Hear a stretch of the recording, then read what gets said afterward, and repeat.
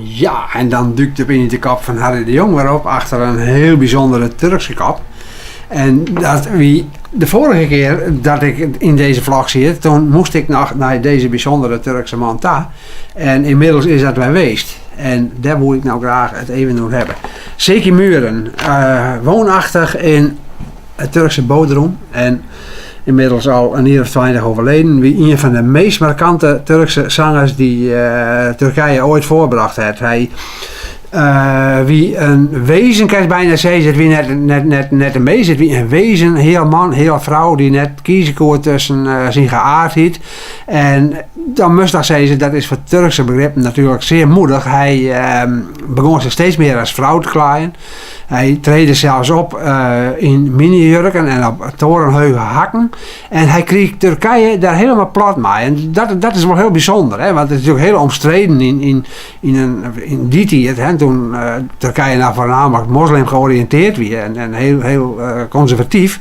Dat hij heel baanbrekend was als een soort David Bowie. Kerst eigenlijk wel zeggen, het podium opgegaan. En zich durfde te laten zien. Maar dat is één kant van het verhaal, maar hij deed dat, en dat is de andere kant van het verhaal, hij deed het met een genre muziek wat heel conservatief is, heel traditioneel, een genre van Turkse muziek die geënt wie deels op klassiek en deels op volksmuziek. Dus ja, dat is natuurlijk helemaal geen progressieve genre of wat dan ook, maar dat is juist oerconservatief. En hoe hij zich daarmee kleidde, hij kreeg alle Turken kreeg hij daarmee. Hij was een held. Hij werd bijna verafgoed en het is leuk. Wij zijn als je Wenhuis in Bodrum geweest, want dat is inmiddels een museum geweest.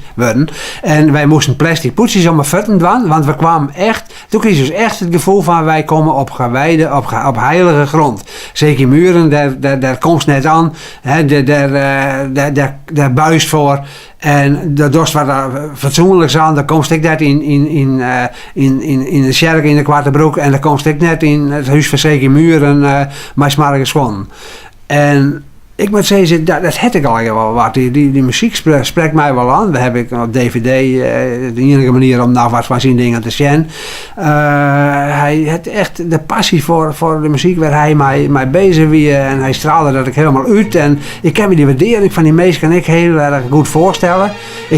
Eigenlijk, en dat deel ik dan samen met mijn vrouw die erbij was, en die had dat ik helemaal. Wij gingen maar heel graag naar wel eens een keer live zien. Want dat moet echt een belevenis geweest hebben om hem live aan het werk te hebben. Ja, we moeten het nou doen met slechte kwaliteit video's en slechte kwaliteit cd's. Maar het maakt het niks uit. We zijn in zijn geboortehuis, is hij Wenhuis, want we zijn net zijn geboortehuis.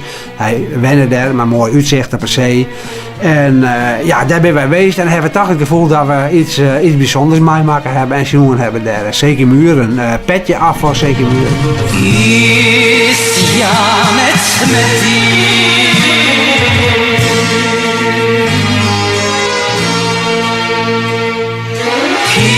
pişman değilim.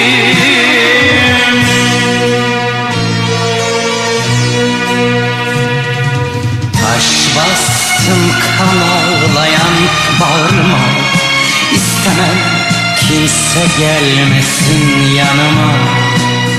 Dertliyim, dertliyim, dertliyim, dertliyim.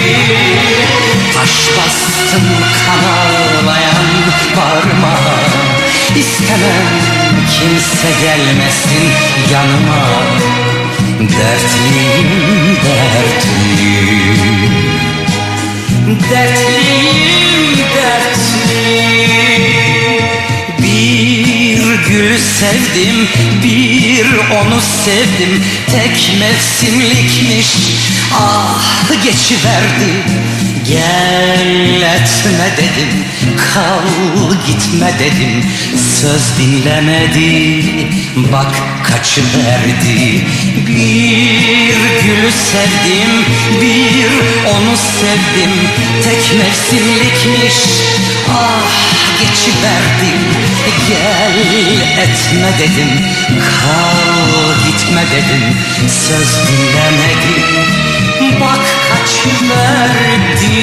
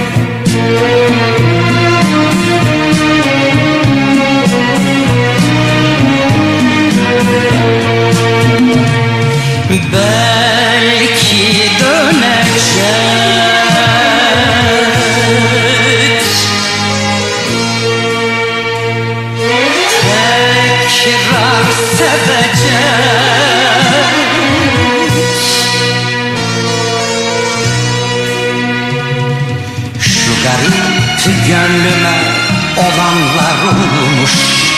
Belki de o beni çoktan unutmuş.